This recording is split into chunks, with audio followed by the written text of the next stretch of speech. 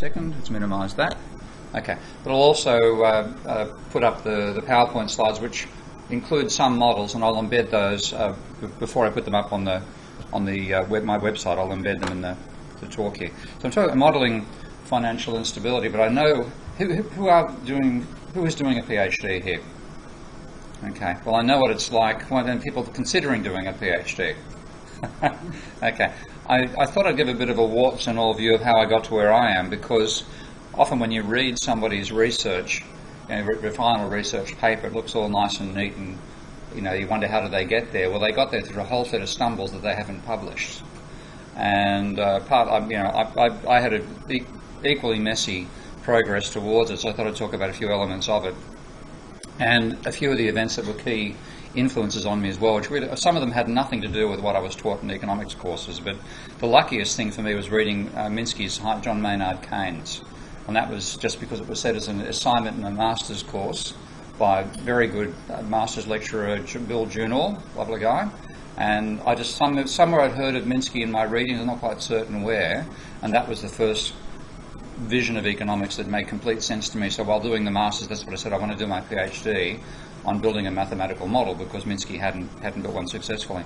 I also did all these courses with the maths department. I did undergraduate maths in my first year. I made the mistake of not continuing on. I did second year psychology. It was a complete not a waste of time. It was back in the days when behaviourism dominated psychology. Total wank. These days it'd be worth doing lecture, because behaviourism has died as neoclassical economics should, and economics itself, because they're almost siblings.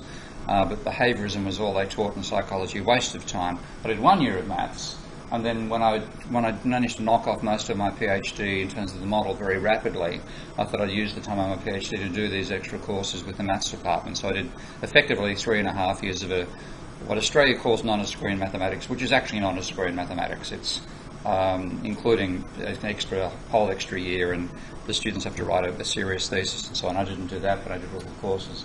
And then looking around I don't know how I found John Blatt's work, but John Blatt was Professor of Applied Mathematics at New South Uni, which is where I was studying. He'd retired by the time I got there. In fact, I think he died not long, sometime in the late 80s, I think. But his own story is quite hilarious. I'll just recount that. He was twice nominated for the Nobel Prize in Physics. His work on quantum mechanics and so on in the 50s and 60s, he wrote apparently the definitive text and got nominated, didn't get the prize. And at New South Wales University, only one other person had been nominated for a Nobel Prize, and it was Murray Kemp, nominated for a Nobel Prize in International Trade Theory. Didn't get it, but still nominated.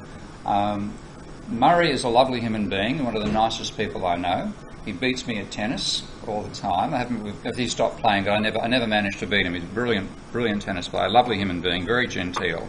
And Is his French better than pardon? yours? Is his French better than yours? He's French. French. Yes. What does the French Well, write? I think he had a French wife, didn't he? I don't know, to be honest. You're probably right. He's been working novels in French. Okay, but no. So Murray Kemp was also at New South. John's there, and Murray regarded John as effectively his only real peer, because they were both nominated for the Nobel Prize. And John was famously rude. I never met him, but apparently very intimidating, very justifiably arrogant, but wasn't exactly the best at personal interrelations, and scared the hell out of quite a few of his PhD students. Anyway. So Murray invited John along to a seminar. This is a story I've heard. I wasn't there, because this predates my getting involved and predates the writing of this book. But Murray gave a talk on international trade theory. Murray's a very mathematical man, and finished his talk and asked John what he thought. And John's reply was, "It's the greatest load of rubbish I've ever heard. If this is supposed to be advanced economics, or something serious wrong with economics, I intend finding out what it is." Okay, so he dove in and wrote this book. Now, some post-Keynesians I know regard him as having rediscovered everything in post-Keynesian economics anyway, because the subtitle of the book was a post-Keynesian approach. But I think he really did a brilliant job of covering the history of economic thought from Keynes forward, and he regards Keynes as the first economist and the greatest economist. Doesn't put Smith at the front at all. And I think it's a brilliant treatise on on how the development of economic theory over time from a mathematician's point of view, and also where it went wrong in various places. So that was a fabulous read for me. After I read my... Pardon? I seem to remember you having that book, a reference to that book on your website. Yeah. But it's out of print now. It's out of print. I have a PDF of it, which I've been in touch with his son on occasions about trying to get it republished or published on the web and stuff like that, and I might just whack it up there one day, so it's downloaded. I think it's highly worthwhile read. I think it's a fabulous read.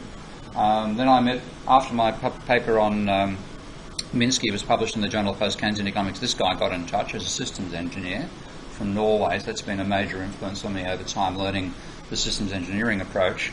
And having decided that I'd finished my PhD a bit on the early side, because I did the model very rapidly, I decided on a conference I call Commerce, Complexity and Evolution. And this guy turned up, a physicist, who'd done a multi-agent model of evolution. In fact, somebody you should have a chat to, Tim. So again, those influences all affected how I worked overall. And after I finished the PhD, I was trying to model money explicitly, because there's implicit money in the model, the 95 model, which we're talking a lot about today, but not an explicit monetary system. So a major desire was to get there and doing that. I didn't take Schumpeter seriously until I read Theory of Economic Development when I was teaching a course in managerial economics. And then I think you find that the strongest argument about the organic and desirable role of money, endogenous money in a capitalist economy in that book. And Graziani, I read Graziani for looking around for theories of money for the course on behavioural economics I was teaching, and that Graziani's vision of the hierarchy of money was another incredibly important influence. And I met Wynne Gottlieb in 2000 when I was writing the first edition of Debunking Economics. And in many ways, Wynne's focus on the need for the accounting tables ultimately ended up percolating through in what I did. So the reason for covering that is that I think you're all probably going through the same processes of working out, what do you do, what do you build your ideas on? And it's not a smooth process, and what you see in finished journal articles is not how people got there. So don't ever think you can't reach the same level of sophistication, because they're buried in massive mistakes on the way getting there, and so do I. Okay. I suspect that they keep middle Yeah. on scientific papers at all, because it doesn't show all the... Yeah, exactly. Yeah. So I'm going to try to be a bit fraudulous in what I talk about today. I don't know how well I'm going to do, but I'll give it a try. Okay. Now, when reading Minsky, again, I think because I had this mathematical background and system dynamics perspective, a lot of people read Minsky and look for things like hedge, speculative, Ponzi finance, shifts in regimes between those, etc., etc. I was looking for a dynamic cycle. I was looking for some process that gave you a causal loop in the economy. And this probably is the best statement of that from his book of readings. And again, if we want to read Minsky, I always recommend the first thing to read is Can It Happen Again? Set of essays. Second is John Maynard Keynes. Third is Don't Buy Stabilising an Unstable Economy. Okay. You agree with me, Raphael? Yeah. Pretty boring book, isn't it? That's the hassle. Everyone think, what's Minsky's main book? Stabilising an Unstable Economy. They go and buy it and read it and get bored to death. Can't understand what else. Oh, he has become very, very successful since the crisis. And people like Krugman have attempted to read it and complained that it's not very readable, and he's right. So it's a waste of time. If you try to understand Minsky from that one, you won't get there. But if you start from Can It Happen Again or John Maynard Keynes, you will. But here's the argument about a dynamic cycle turning over. And notice the natural starting point for analysing the relation between debt and income. Now, according to conventional economic theory, there is no relationship. Okay, so that's, to me, it was natural. His argument made plenty of sense to say there was a role for debt, and that's a large part of what I've been trying to do, is to get there to talk about what that is. And it's an economy with a cyclical past, so you've got to have a cyclical model. And then he said the debt history reflects a period in the past when the economy didn't do so well, so you've got conservative debt structures. But then, because the economy is recovered, most of those debts can be repaid. It pays to leave, and you then get a change in expectations and behaviour as well, all turning up there. So that was the starting point for my idea of what I wanted to model, turned that into a mathematical model.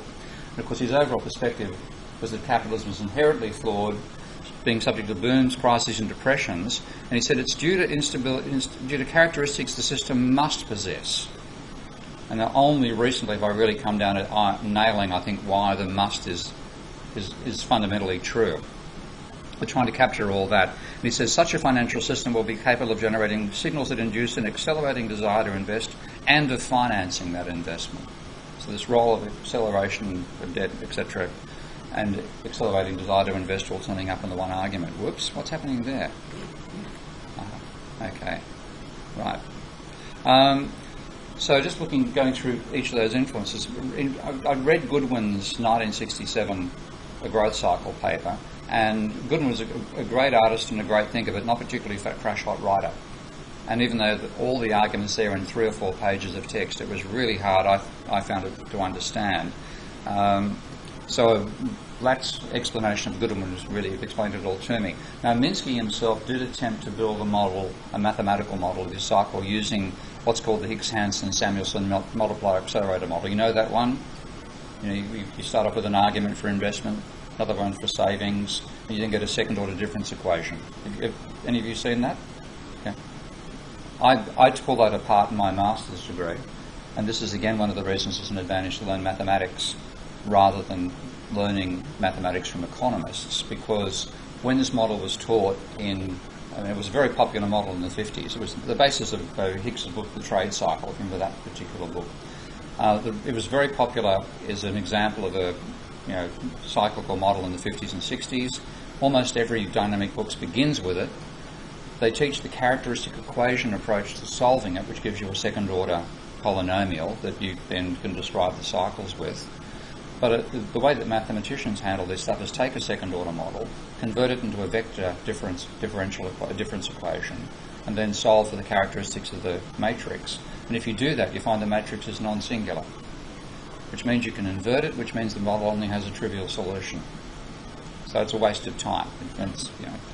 Because why is it? Because when you look at the model itself, what Hicks does is equate a function he has for desired investment, not actual, to a distorted equation he has, which he says is actual savings. Now, there's no theory of economics that says those two are equal to each other. Okay? So it's a nonsense one in economics as well. So it's no wonder Minsky didn't get anywhere. So I knew of Goodwin's model, and I had a feeling that would be a good basis, but I couldn't really understand it.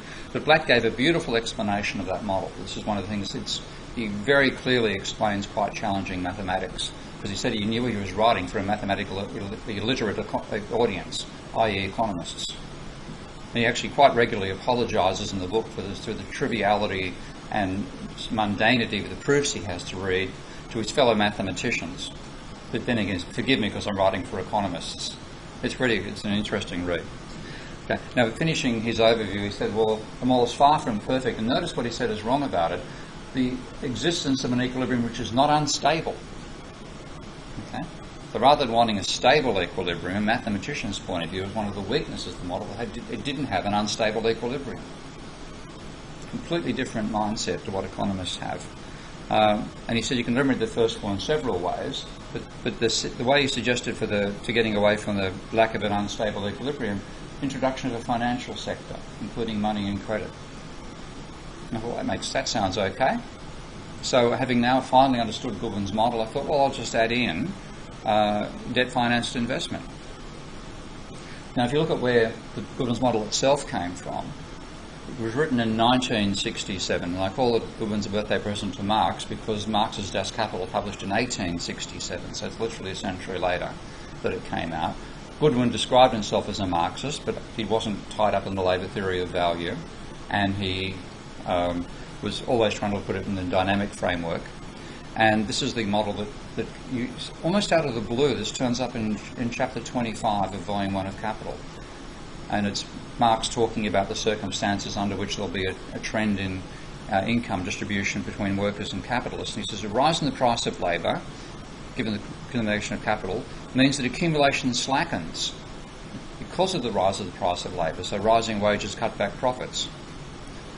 The rate of accumulation lessens less profits, less investment.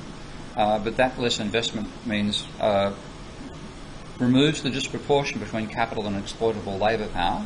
In other words, you've got rising unemployment because of the slowdown in investment. Removes so a dialectic idea, the process undermines itself. The price of labour again falls to the level corresponding with the needs of the self-expansion of capital. And here's something which, the reason I say it's totally out of place in capital is normally in Volume 1, Marx assumed that wages were the value of labour power. Okay? And now he's saying something quite contradictory to that and much richer. And he always talks in a richer sense, except in Volume 1 of Capital. He says, so the price of labour falls whether the level be below, the same or above the one that applied before the rise in wages took place.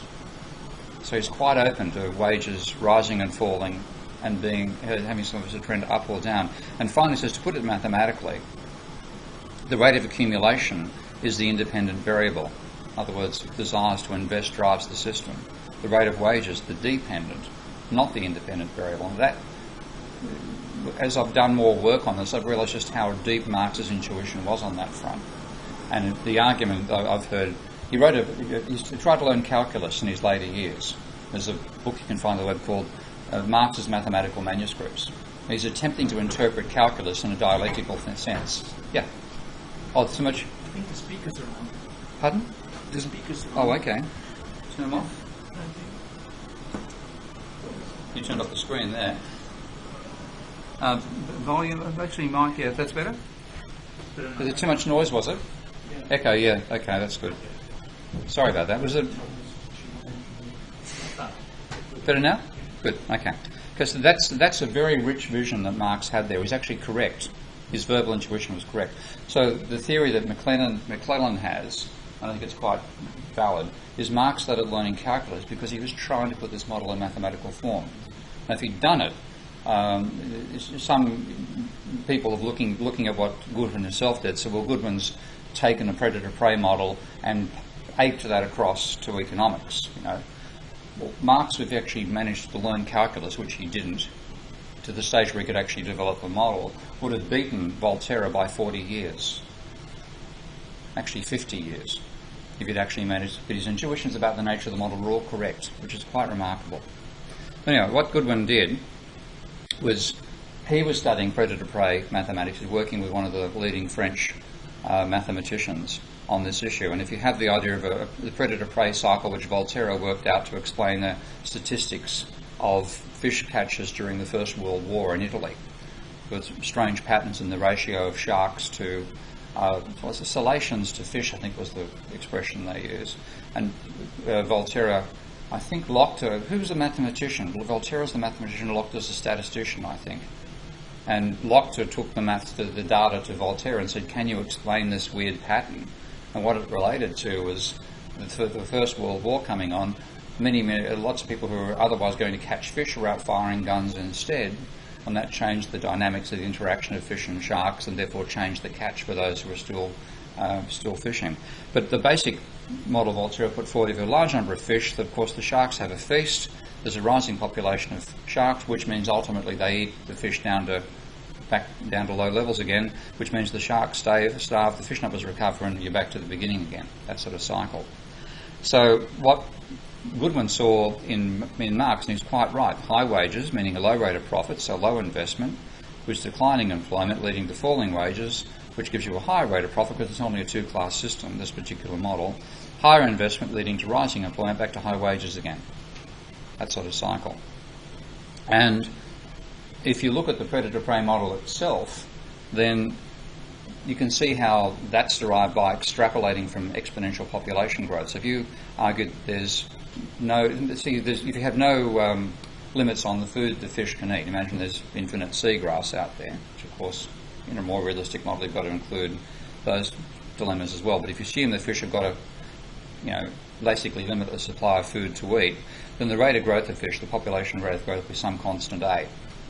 Okay. And of course, in the absence of fish, if you presume sharks can't eat the seagrass and there are no fish around, they'll eat each other for a while. Okay, but there'll be the declining population for sharks. So you get those two exponential growth of one population, exponential decline of the other. Now, because if there are sharks about, they're going to increase the rate at which fish die, and fish about will decrease the rate at which sharks die. So the simplest way to model that is just have a linear impact and say that you, as well as having this A here, you have a minus B times how many sharks there are. Okay? That's the simplest possible model you can have. You make it more complicated than that, more realistic. And the ditto for the sharks, a plus D times how many fish there are.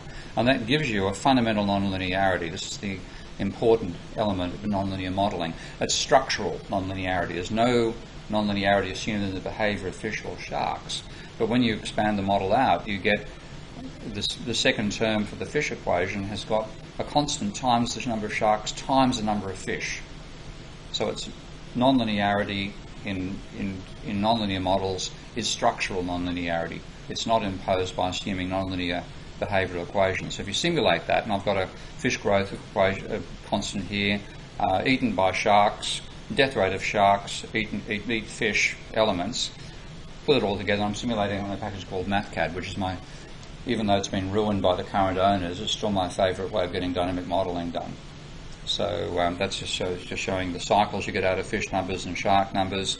You plot the two, you get this, again, the same thing Goodwin was Blatt was complaining about with Goodwin's model. It's a fixed cycle. Okay. What he would want to have happen instead is to start here and have the equilibrium be unstable, and then you get the cycles evolving out there, or you start outside and come in. Now that this is a bit of a prelude. There are only three types of behaviour you can get out of a two-dimensional model.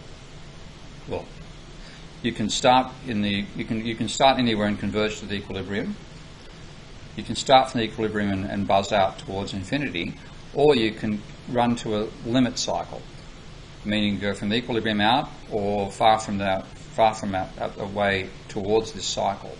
That's all you can do, because if you think about a two-dimensional model, differential equation model, what you're describing you can draw on a chart, okay, two-dimensional chart, and one of the rules of a dynamic system is no two time paths can intersect with each other.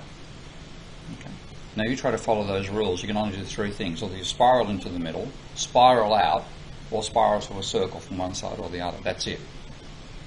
Those are the only behaviours that are possible, which is one reason why chaos has come along, because we know that when you include more than a two-dimensional phase space, what you get is exactly the same rule applied in a box. Now if I tell you to run your fingers around like the X, Y and Z, and now say, okay, run your finger through that system without ever intersecting, you can do it forever. Okay? But there'll be a pattern to that, which turns up in complex systems. So the nonlinearity means many things, but the most important is non-superposition, and that is that with a linear model you can always decompose a linear model into a trend and cycle. They're independent of each other. With a nonlinear model, the trend and the cycle interact. They can't be distinguished from each other, and linear models essentially are trivial. Okay? If you can work out the path, if you've got a model that's cyclical, you can work out a damping system at the cyclical stage. If you've got take out the growth component, you can effectively control for that. They tend to be uninteresting. Unfortunately, that's all that most courses that I've seen that economists run on differential equations stop at second order linear differential equations, but they're easy to solve. And what you get with a nonlinear model, because of non-superposition as well, you get the behaviour of the model changes when you move away from the equilibrium. So if you have a linear model and you have being unstable equilibrium, then it either blasts off to infinity or it cycles to infinity. Okay. If you have a stable one, you can start infinity away from equilibrium, it will get to equilibrium. Okay. It doesn't have that third possibility of a limit cycle. Okay, because the limit cycle possibility means that at a great distance you get attracted, but you get close, you get repelled. Okay? So there's some interaction that gives you that attraction and repulsion, and only with the nonlinear model do you see that. So that's the importance of nonlinearity overall. And when you take of course, what you've got to do to analyse a model, if you want to do a mathematical analysis of one of these models, and you've got linearise a nonlinear system, you use a Taylor series expansion to do that. The linear terms in the Taylor series will tell you whether the equilibrium is stable or not. So in the case of the Goodwin model and in the case of the predator-prey model, that linear component is 0, in fact. Okay? That's why you get that constant cycle. But the nonlinear terms dominate far from equilibrium.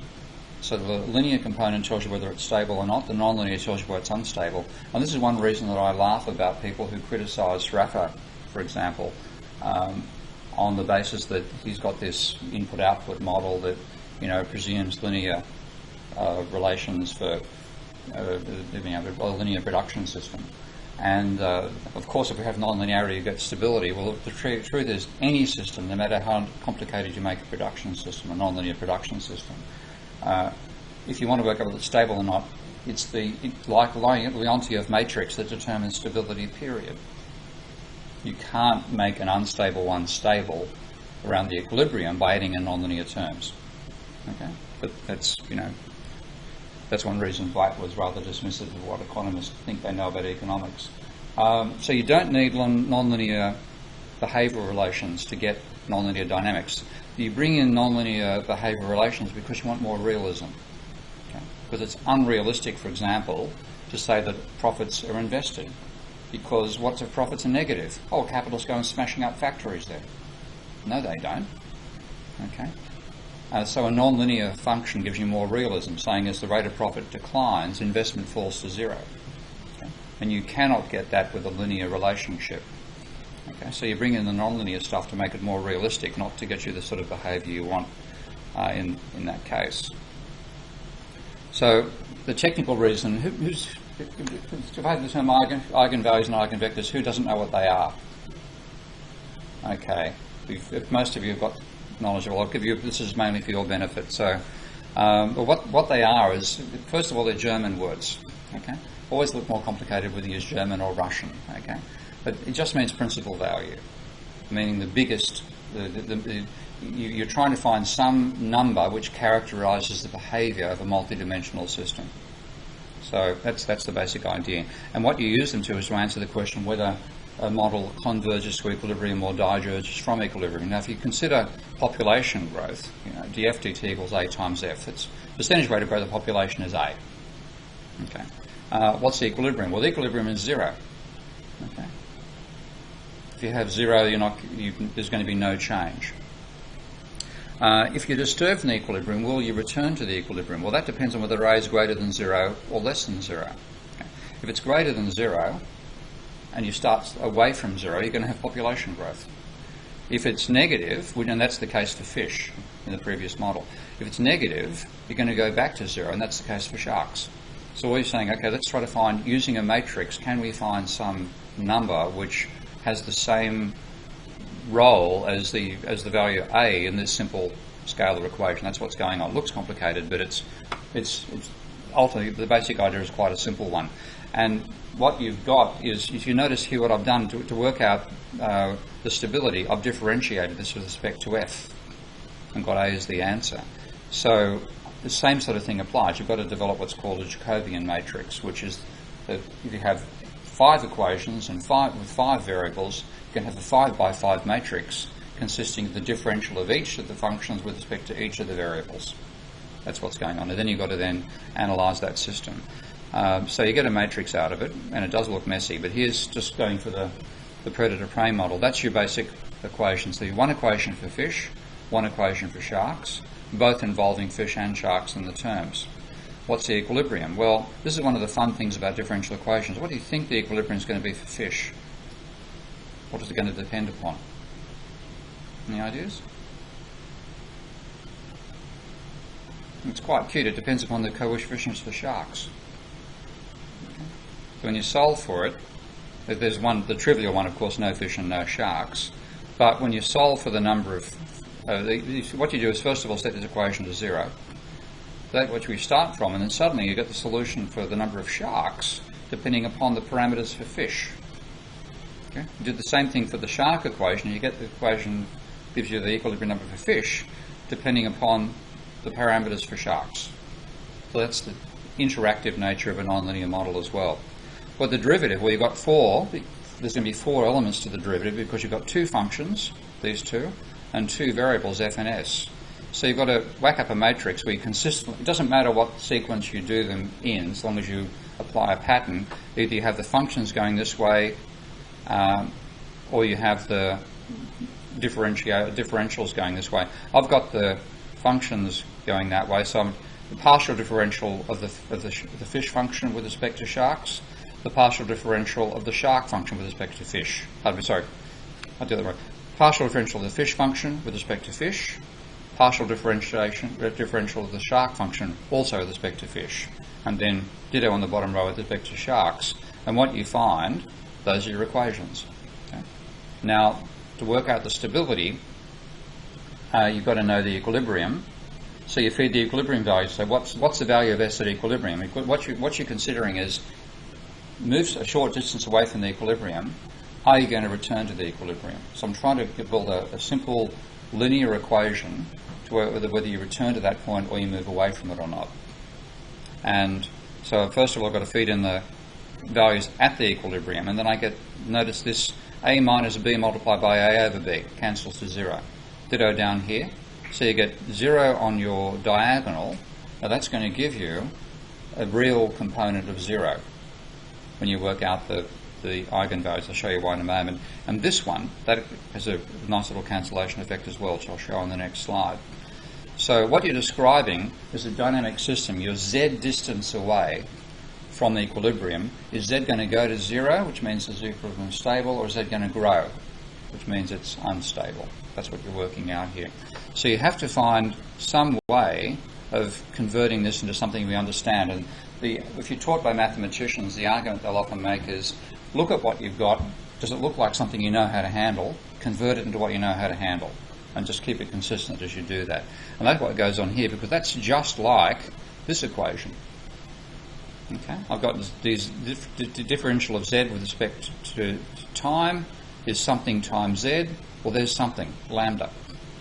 Okay, and we know the solution to that. That's going to be e raised to the power of lambda times t. Okay, that's the basic idea of a differential equation. But we've just got a matrix there, so let's just put the two together and see what happens. So I'm going to equate this to that, and then rearrange things. So first of all, I'm subtracting the matrix expression from the other one and saying therefore that's all equal to 0. Now I've got to make this subtraction, I've got to convert this into a matrix as well as having the other matrix here, so I'll multiply lambda by the identity matrix. So I get that expression. Then I multiply lambda on the inside, so I've now got lambda 0, 0, lambda times z minus all of that. So I can now subtract each of the terms from that. So I've now got lambda on the horizontal axis, okay, and the same terms I showed beforehand on the off diagonal, all equal to 0. Now notice this is saying some numbers multiplied by a vector, which is going to describe how far we are away from the equilibrium for sharks and fish. Okay, so it's going to be there'd be two. For this to be seriously interesting, that z has to be non-zero. So I'm saying something non-zero multiplied by something which is non-zero equals 0. So in some sense, this has to be somehow like 0. And what that means in mathematics terms is it can't be invertible, because if I have an expression something times z equals 0, then I can't divide both sides by 0. Okay? There must be something about the nature of the matrix that has it behaving like a matrix equivalent to 0. Well, the answer there is it's non-invertible. To be non-invertible, its determinant, which again, who's familiar with the term determinant, and who's not? Anybody? You've all done determinants, okay. The determinant must be 0. So you say, what's the determinant here? Well, it's going to be a polynomial. It's going to be lambda squared minus that multiplied out. And what you get is a polynomial, which is lambda squared plus this term, because that cancels to a times c. So your value for lambda, take your quadratic formula, it's going to be 0 plus or minus, pardon me, I've got that should be the square root of minus, whoops, hang on a second, let's fix that up.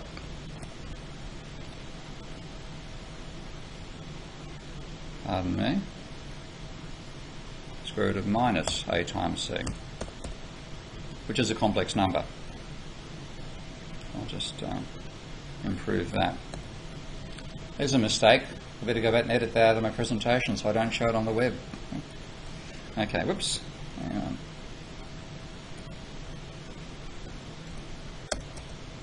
Cycles with no convergence, because if you're going to get convergence, then the real part has to be less than zero, has to be negative.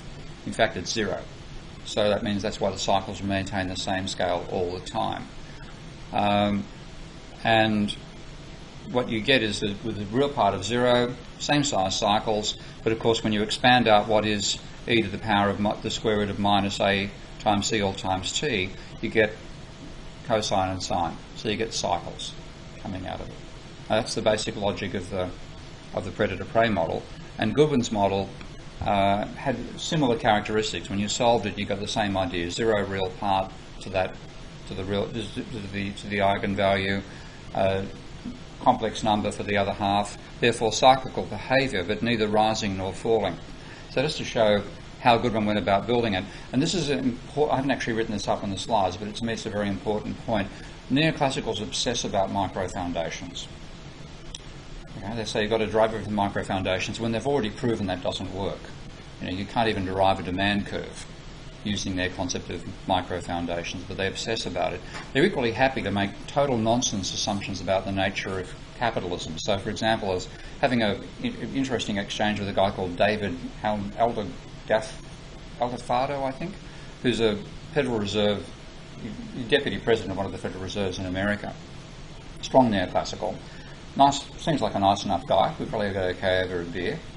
But I made a comment about how neoclassicals and DSG models can't model money. And he sent me an example saying, here's one modelling money.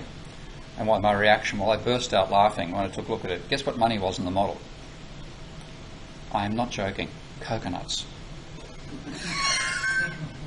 Money literally grows on trees in this model. Endogenous money. Yeah?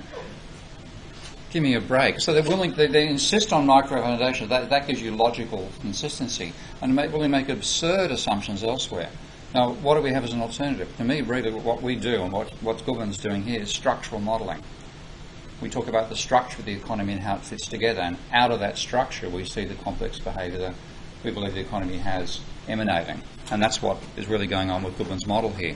So he starts by saying capital, roughly speaking, the number of machinery you have determines the maximum output you can produce. There's many ways you can make this more sophisticated, but that's the basic idea. Output determines employment, roughly speaking. Employment determines the rate of change of wages. Wages determine profits. Profits determine investment.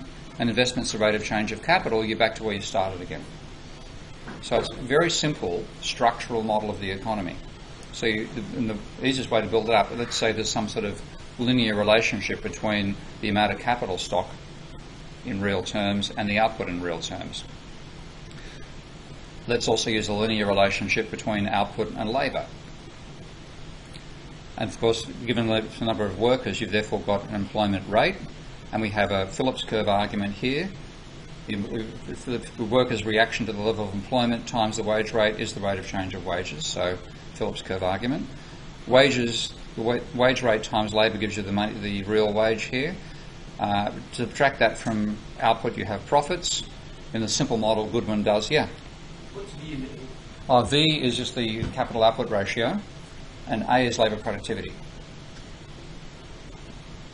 So, I mean, again, we know, generally speaking, the capital-labour ratio, however you measure capital and labour, unless you're pickety when you get some wobbly definitions turning up there, but if you measure industrial capital stock versus real output, you tend to get a fairly stable ratio for most countries, around about 3, varying between 2 and 4. No particular historical trend to that ratio, but you obviously get variations in capital utilisation. So to make this model more realistic, one thing you can include is capital utilisation as an element there, as well as a fixed relationship. But for the simple model, Goodwin simply had a straight fixed ratio between them. Yeah, capital productivity, and A is labour productivity. That's right. And you can do a more sophisticated model where you have this being a corner condition, other elements where you have less than capacity utilisation, etc., etc. Matthias Grasselli is doing some of that work right now, extending this model. Do you know Matthias Grasselli at all? Sorry? Do you know Matthias Grasselli, the name? Okay, check him out. He's Deputy Director of the Fields Institute and one of the leading mathematician, and now he's working a whole research team around trying to extend these models of the economy quite substantially. Okay. So what you've got with investment being the rate of change of capital, what I've added in here is depreciation, which wasn't in Goodwin's original model, which is an oversight in my opinion.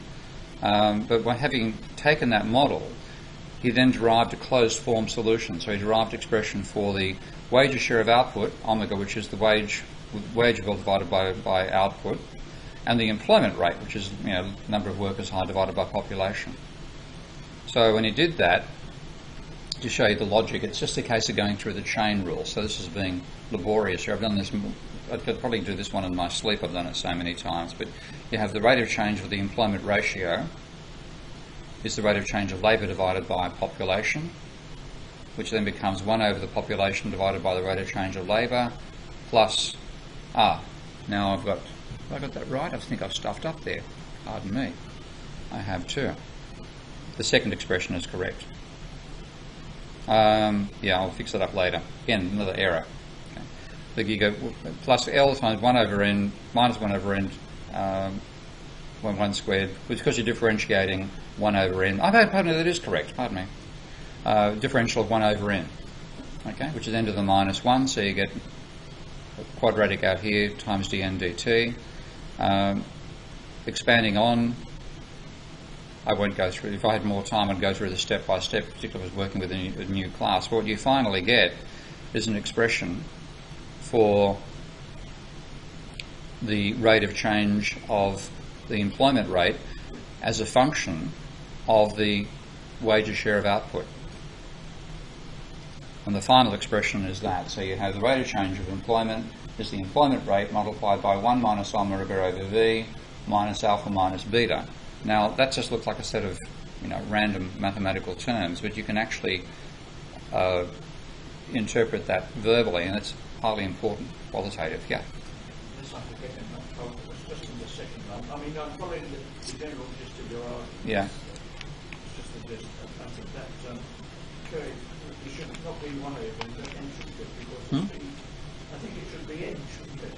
Because if you differentiate no, I've just said. u over v, it's v du minus u dv. That's what's going on here. That's before I actually take it out. I've got 1 over. We've taken 1 over n. I can take out the front here. I've taken L out the front. And okay. Yeah, just factorize. Sorry. That's okay. Just doing it slowly. Right. And still stuffed up in my own reading of it as I'm talking to an audience. Yeah. But what this expression here is the rate of growth. Okay. And this is technical change and population growth. So what it's telling you is the employment rate ratio will rise if the growth rate exceeds productivity growth and population growth. Now that's a fact. Okay? And that's one of the beauties of working from a structural model. You can end up with concepts which themselves are indisputable. So that is an indisputable fact. If the rate of growth of the economy exceeds population growth and productivity growth, then the employment rate will rise. So it ends up being a verbally realistic statement. You don't need microfoundations as the neoclassicals do it to get to something which is a model. It actually ends up, after all this mucking around and starting from what might look like an arbitrary starting point, you get a very sensible statement about a major variable in the macroeconomy. And what you get is finally this system. This is doing the same, having done the same expression for the wages share. Now, I've used the linear model here just to make it more straightforward. But this expression here is saying workers' share of output will rise if wage demands, which is what this bit is, exceed labour productivity. And that's also a factually true statement. So the dynamics coming out of saying, let's just say, taking these two facts together, what dynamics do we get? And by saying employment will rise if economic growth, which now is this includes depreciation here, by the way,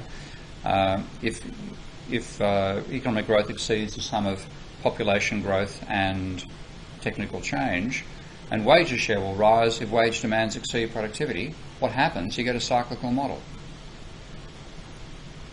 which is not at all what neoclassicals expect, but it's what we see in the real world. So in that sense, I'd say this is a very, very real-world model. That's why I regard Goodwin's model as probably the best we've generated so far in terms of trying to get a realistic foundation for modelling capitalism. And what Black did to make this more realistic was say, well, this bit here argues capitalists invest all their profits.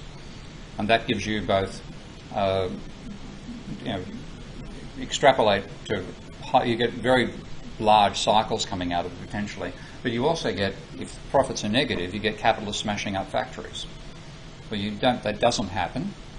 Okay, so what you need is a nonlinear function to rein that in, and that's what it wasn't the investment he changed. He changed, again, making mistakes as I give a talk. Goodwin had a linear Phillips curve, but if you read Phillips had a nonlinear Phillips curve. He insisted upon one, and that's what Black brought in. He said, let's bring in a nonlinear Phillips curve, which will reduce the size of cycles. We have a linear Phillips curve. What you say is if unemployment's, let's say the equilibrium level is, say, 95% employment, and that's where wages changed to 0, and you had a slope of 1, well, you'd be saying if unemployment was 15%, workers accept 10% wage cut every year. Okay, and he said, well, there's some minimum level they'll accept, the maximum rate of reduction of wages they'll accept. So you need a nonlinear function there. And that's what Philip argued. He said the relationship between unemployment and the rate of change of wages is likely to be highly nonlinear. So for realism, you bring in a nonlinear argument there. And he added also, and emphasised this because I think Phillips is being very badly treated in economics, not just by neoclassicals, but also by people who are on the same side of economics as he was, because they ignore the richness of his original paper and knock the realism of his work on the basis of this argument alone, often using a linear equation to do it, ignoring that he said there's a second factor, which is the rate of change of the demand for labour could also affect wages. And a third factor would be cost of living adjustments. And of course, one thing Friedman did was trash Phillips on the argument that you couldn't explain wage push inflation or couldn't explain wage price spirals. It's built into the original paper. Now, I haven't done this in the model I've done here, but you could easily add that extension to have these types of relationships turning up as well. So my first extension to this model was bring in a nonlinear investment function and depreciation. Because as well as having Goodwin had Black had a nonlinear Phillips curve, I've got a nonlinear investment function, because if you don't have a nonlinear investment function, you can't explain why profit will differ from investment. Of course, it doesn't have to be nonlinear. This is another thing that I've found arguing this model through with neoclassicals. Some of them believe all the dynamics they come out of having nonlinear relationships. No, they don't. They're structural. I'll just use nonlinear ones for realism, but I'll show you an example of using a linear one and getting exactly the same qualitative results that I show in the model where I've got the nonlinear relationships. So I bring in investment as a function of the rate of profit, as well as wage change as a function of the employment rate. And when you model it, what you get is three potential outcomes. This is the sort of cycle you get when you have a linear investment curve and a linear Phillips curve, okay? Which is unrealistic. You can get employment rates above 100%, for example. And one reason Blatt insisted on bringing in a non-linear Phillips curve was to avoid that impossible outcome of higher than 100% employment. So that's the cycle you get with a linear Phillips curve, but it gives you a very high wages share of output, which is one reason people often criticise the model when they try to fit it to a parameter and say, well, you just don't get that high level of wages share. When you include a nonlinear investment function, look what happens. Okay, you get a same sort of cyclical behaviour as for the nonlinear Phillips curve alone, but you get a lower level of wages share of output, closer to the data. So again, a lot of the criticisms are saying, oh, well, the criticisms are criticisms of the state of expression of the model, not the nature of the model itself. Yeah. Yep. So these simulations only work with specific parameter values, right? So should we get into closed cycles? No, any parameters values at all will give you closed cycles.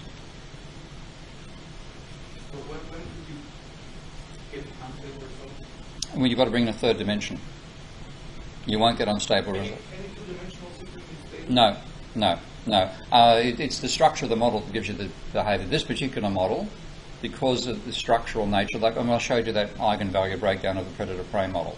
Okay, any values you put in for the parameter predator-prey model will give you a closed cycle. It's the structure of the model that determines stability. Okay, so you can have crazy parameters, you'll still get the nonlinear structure of the model coming out. Different models will have different types of natures. So, but this is only. It's not the parameters that are causing this behaviour. Okay. You fit any ones you like into this system. Now, I'll stop in a short while, by the way, because I think this is getting a fair amount of information already. What I then added, having done that, I can now bring in a reason for investment to differ from profits, and using Minskys insight, this was where debt finance came in. So if capitalists' desire to invest exceeded their profits, they'd borrow money. And then I had to redefine profit to be net of interest payments on debt, and I now had a new system state, which is the ratio of private debt to GDP. So this is the third dimension. And I wasn't aware at the time that I did this as this is going to generate chaos, because I hadn't learned about chaos theory at this stage. I thought it was something neoclassicals were using to add curly bits to their straight lines. In fact, I was completely wrong on that front. They've generally ignored the whole issue, done a very, very poor job of expressing nonlinearity in general in economics. And of course I suddenly had chaos. So this is the three-dimensional model. And that's how I first stated it. And I only in the last 6 or 8 weeks worked out a way of expressing this one verbally. Remember I said this one you can say the employment rate will rise if the rate of growth exceeds labour productivity growth and population growth. This one, if wage rises exceed productivity, then the wage level will rise. I couldn't work out why this just looked too messy, and I worked out a very simple explanation of about 6 to 8 weeks ago, which I'll show you in a moment. But what I got when I first simulated was that sort of behaviour for employment and wages share, and I thought, holy dooly, what's going on here? Maybe I ought to take this chaos stuff seriously, because what you can see happening there are these mad cycles, then they disappear and suddenly they come back again. It's quite weird form of behaviour. And if you read Minsky, then what he's saying is you have to explain, his objective was to explain the Great Depression. Okay? And this is what my model actually generates. He said you need a model which will generate a Great Depression. Of course, neoclassical theory can't do that, except as an exogenous shock. So Minsky was well and truly aware of the role of debt in causing this crisis. But what he didn't predict was this, when you look at the model in 3 dimensions, it's very obvious, apparent tranquility before the crisis. He'd said stability is destabilising to talk about people's behaviours, but he did not say there would be, before the crisis, there'd be diminishing cycles followed by rising cycles after the crisis. Okay, it was something which only comes out of putting this in a complex systems framework. But that's what I saw when I plotted it in 3 dimensions. And I thought, what on earth is going on here? The bottom axes are employment and wages share of output. The vertical axis is bankers' share of output, which is the rate of interest times the debt ratio. And this was just ridiculous. I had never seen anything like it before. And I had to go and search out some mathematics to find out what was actually the nature of the dynamics going on there. But when I first showed that when I was a PhD student, there was a lovely econometrician at New South Wales University called Eric Soe. I remember Eric looking at that and saying, Steve, have you ever identified anything that exists in actual capitalism? We're in deep, deep trouble. And he said that in 1992, because that's when I first produced the model. So what's actually going on there is known as the Thermo Manorville inverse tangent route to chaos. And to provide a graphical intuition, just imagine you've got a process that's got a ball that bounces between a line and a curve. Now, of course, the line can intersect a curve, and if it does, it will intersect it in two places. So you bounce up until you reach the point of intersection, that's equilibrium, one side or the other. What if you move the line down? Then the gap between the, rather than the line intersecting a curve in two places, you get down to the stage where it's a tangent, okay? And then go to the other side, it doesn't even touch the curve. Well, your bouncing ball process is going to get narrowed down as you get to the point where the closest to where the tangent was, and then expand on the other side. And that's exactly this process shown in a maths textbook. So the actual nature of the dynamics looks like smaller and smaller cycles. You go through the other side, and there is no equilibrium. Okay? So the properly defined, so you can define an equilibrium for the system, but it depends upon the parameter values. And in some of the parameter values, which tend to be fairly realistic for capitalism, unfortunately, you have these ones that lead you, make the equilibrium unstable or non-existent. So, first of all, I haven't done the calculations here, but of course you can use eigenvalue calculations and numerically solving for them to work out whether the system is stable given different parameter values. So I went through doing all that. But the intriguing thing, again, I found in the model was that the equilibria are not the same as the system states, because if you look at the system itself, the system states are the employment rate, the debt ratio, and the wages share of output. Okay? The equilibria are the employment rate, the debt ratio, and the profit share. Now what that means is that the wage shares are residual, and there's a direct negative relationship between debt service, which is rate of interest times the debt level, and what workers get. So a high level of debt means a lower worker's share of output. And with profit there is an equilibrium. You can define for profit as an equilibrium value, and what the system does is cycle around that leading up to the crisis. And what's going on is you've got, as the debt level rises, you've got a rising debt service level, which from the capitalist point of view is offset by falling wage payments. So what they see is approaching stability. Okay. But the crisis occurs when the debt is compounding at the rate of interest. Minus, you're paying off some of the debt in some cycles, but basically you've got dt equals R times D. And the rate of debt compounding, at some point, when you get to the stage where wages are falling as fast as they can because of high unemployment, so again this model predicts a form of secular stagnation, but driven by debt, not driven by changes in technical growth or population growth. At some point you get the maximum rate of reduction of wages. If the rate of compounding of debt is greater than that, then the debt level will go towards infinity. At some point, the debt ratio will go towards infinity. And at that point, suddenly capitalists, even though hunky-dory for them, suddenly they've got the profit going towards negative infinity out of nowhere, with rising debt and collapsing workers' share. Now, so what you get is rising debt, rising inequality and apparent tranquility. I reckon that's what we've had for the last 25 years. The model really captures all those dynamics. So I might just actually take a break at that point. Time for a break?